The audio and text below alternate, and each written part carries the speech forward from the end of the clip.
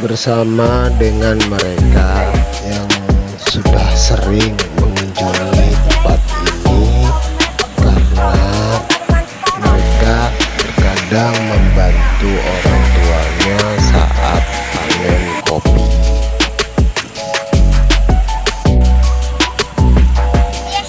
Dan air terjun ini sangat dekat sekali atau ada di tengah-tengah ladang kopi.